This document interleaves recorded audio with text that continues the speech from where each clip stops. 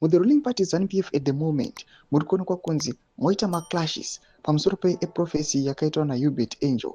Zvoonekwa kunzi the ruling party ZANU-PF aiwa maonekwa kunzi even Tungwarara akauya achikomera to that prophecy. Takaona vana Machakaire again vakazouya kuda kudzimura moto after kuona kunzi kune vamwe vanhu vanga vakuenda out of hand pamusoro that prophecy. Dzarambira mashoko anobuda nyika panapa chinzi clash over prophecy exposes rifts in Zimbabwe's ruling party ZANU-PF.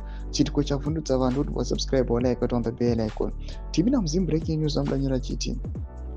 A public confrontation over a spiritual message has ignited a bitter feud within Zimbabwe's ruling ZANU-PF party, pitting a senior presidential advisor against a prominent cleric and prompting a sharp intervention from a government minister calling for unity and respect.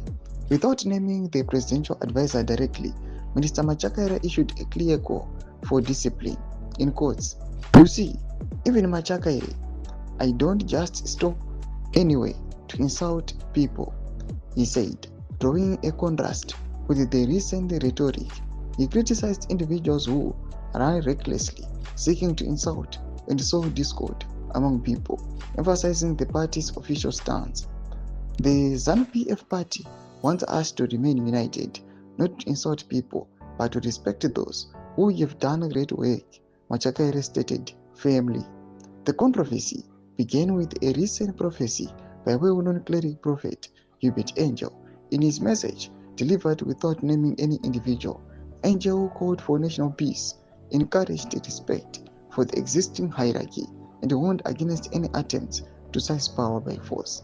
He also prophesied future prosperity for several provinces, including Manicaland.